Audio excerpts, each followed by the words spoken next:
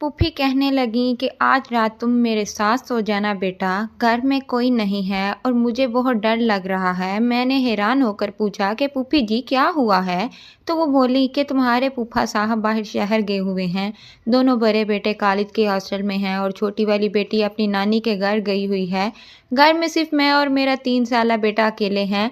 बाहर की गली में आजकल रात को कुछ मशकूक लोग घूमते नजर आते हैं, इसलिए मुझे बहुत घबराहट हो रही है। मेरे वालिदा ने जब ये बात सुनी तो फौरन कहा कि अरसलान बेटा, तुम फौरन पुप्पी के साथ चले जाओ और इन्हें हिम्मत दो, रात भर इनके पास रहो। मैंने हामी भरी और अपना नाइट सूट, ब्रश और एक किताब उठा ली। पुप्पी ने मुझे हाथ पकड़कर अपने घर की तरफ ले जाना शुरू कर दिया। रास्ते में मुसलसल बातें करती रही वो कि तुम बड़े हो गए हो अरसलान, अब तुम्हारा साथ मिलने से मुझे थोड़ा सुकून मिलेगा। इनके घर पहुंचकर उन्होंने दरवाज़ा बंद किया और मुझे बराह रास्त बेडरूम में ले गईं। वहाँ इनका 3 साल का बेटा पहले ही सो रहा था। पुप्पी ने मुझे बिस्तर पर बिठाया और कहा कि आज तुम मेरे बिल्कुल करीब सोओगे। फिर हम दोनों किचन में गए और रात का खाना तैयार किया। खाने के बाद मैंने अपनी किताब खोली और पढ़ने लगा, जबकि पुप्पी घर के बाकी काम निपटाने लगी। थोड़ी देर बाद वो आई और मुझसे पूछा कि तुम्हारा काम हो गया क्या? मैंने कहा हाँ। तो उन्होंने टीवी ऑन कर दिया। इस वक्त रात के 10 बज रहे थे। हम दोनों टीवी देखते रहे। पुप्पी ने अपने बेटे को दूध पिलाया और इसे सुला दिया। फिर उन्होंने मुझे कहा कि अब सो जाने का वक्त हो गया है। मैं बिस्तर पर लेट गया तो पुप्पी ने कमरे का दरवाज़ा अच्छी तरह से बंद करके अंदर से कुंडी चुरा दी।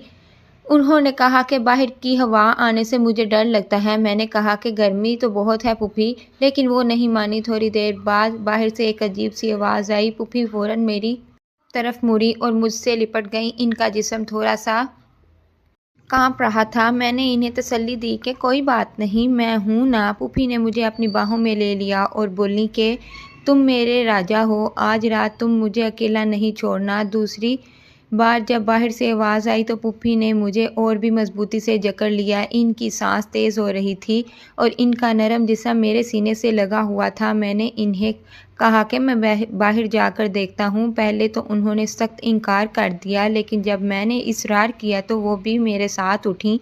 उन्होंने एक लंबा डंडा उठा लिया और मेरे हाथ को मजबूती से पकड़ लिया। हम दोनों ने दरवाज़ा खोला तो बाहर सहन में एक बिल्ली बैठी थी जो हमें देखकर भाग गई। हम दोनों हंस पड़े। पुप्पी की थोड़ी हिम्मत भरी, लेकिन अभी भी वो मेरे करीब ही रहना चाहती थी।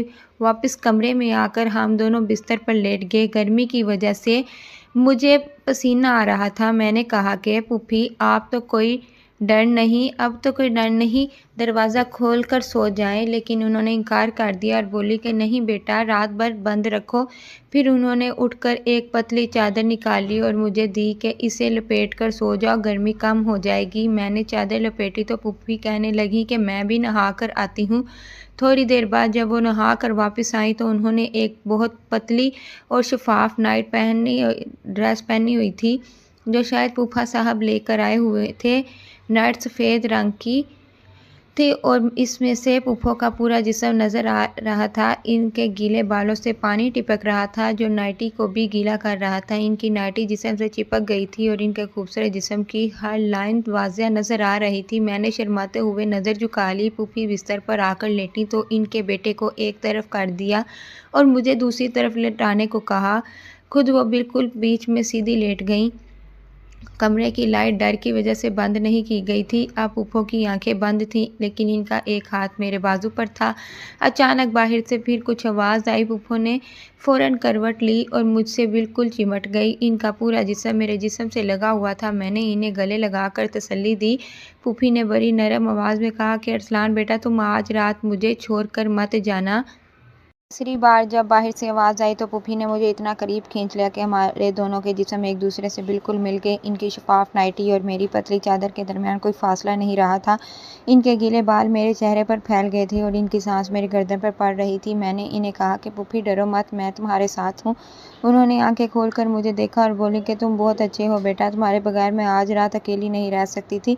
इनकी आवाज़ में एक अजीब सी नरमी थी। फिर उन्होंने अपना एक पाँव मेरे पाँव पर रख दिया और मुझे और भी करीब खींच लिया। कमरे में सिर्फ एक हल्की सी लाइट जल रही थी जिसमें पुप्पी का जिस्म और भी ज़्यादा खूबसूरत लग रहा था। इनकी नाइटी के ऊपर से इनकी छातियों की शक्ल साफ नज़र आ रही थी।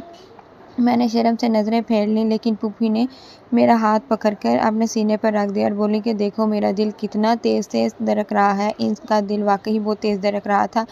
میں نے انہیں تسلی دیتے ہوئے ان کے بالوں میں ہاتھ پھیرا۔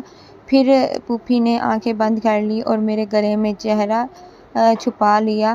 باہر کی آوازیں اب بند ہو گئی تھیں، لیکن پھوپھی اب بھی مجھ سے الگ نہیں ہو رہی تھیں۔ ان کا جسم اب پہلے سے زیادہ گرم ہو گیا تھا۔ میں نے ان سے پوچھا کہ کیا اب بھی ڈر لگ رہا ہے، تو وہ بولی کہ اب ڈر تو کم ہو گیا ہے، لیکن تم مجھے چھوڑ مت دینا۔ پھر انہوں نے مجھے اتنا قریب کھینچ لیا کہ ہمارے دونوں کے جسم ایک دوسرے سے گل مل گئے۔ ان کی نرم سانس میری گردن پر پڑ رہی تھی اور ان کی انگلیاں میرے کمر پر پھسل رہی تھیں۔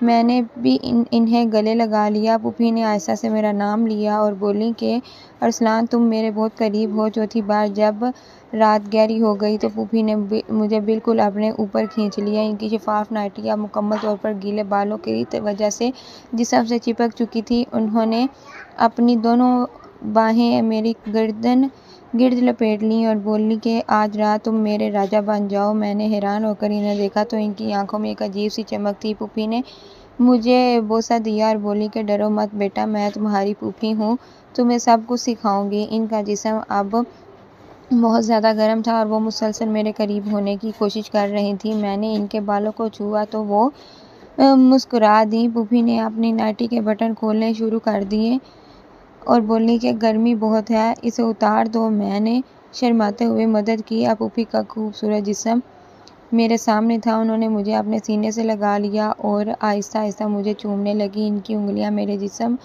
پر پھسل ہی رہی تھیں کہ میں نے انہیں گلے لگا لیا۔ پھوپھی نے میرا نام لے کر کہا کہ ارسلان تم بہت پیارے ہو۔ رات بھر ہم دونوں ایک دوسرے سے لپٹے رہے۔ باہر کی دنیا بالکل خاموش تھی، صرف کمرے میں ہماری سانسوں کی آواز تھی۔ پھر پھوپھی نے مجھے بتایا کہ تم آج رات سے میرے رازدار ہو۔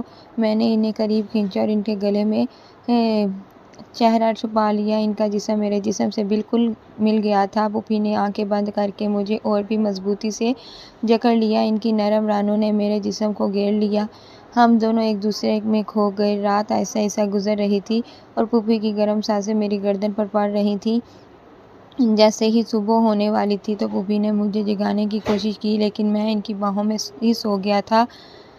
انہوں نے آہستہ سے میرے کان میں کہا کہ ارسلان بیٹا، اب صبح ہو رہی ہے، اٹھو۔ لیکن ان کی آواز میں اب بھی وہی نرمی تھی۔ انہوں نے مجھے چوما اور بولی کہ آج رات تم نے مجھے بہت ہمت دی، اب تم میرے سب سے قریب ہو۔ پھوپھی نے اپنی نائٹی دوبارہ پہن لی اور مجھے بھی چادر دے دی۔ ان کے چہرے پر ایک شرماتی سی مسکراہٹ تھی۔ انہوں نے مجھے گلے لگایا اور بولی کہ یہ رات ہمارا راز رہے گا۔ میں نے ہاں میں سر ہلایا۔ پھوپھی نے چائے بنائی اور ہم دونوں نے ساتھ بیٹھ کر پی۔ ان کے بیٹے کو بھی جگا دیا۔ جب میں گھر جانے لگا تو پھوپھی نے میرے کان میں آہستہ سے کہا کہ اگلی بار جب پھوپھا باہر جائیں تو ضرور آ جانا۔ میں نے مسکرا کر ہاں کہا۔ گھر واپس آ کر میں سوچنے لگا کہ پھوپھی کی تنہائی نے مجھے ایک نئی دنیا دکھا دی ہے۔ اب ہر رات مجھے ان کی یاد آنے لگی۔ پھوپھی بھی شاید مجھے یاد کر رہی ہوں گی۔ یہ رات ہم دونوں کے لیے ایک یادگار بن گئی تھی۔ باہر سورج نکل آیا تھا، لیکن اندر دل میں اب بھی وہی گرم جوشی تھی جو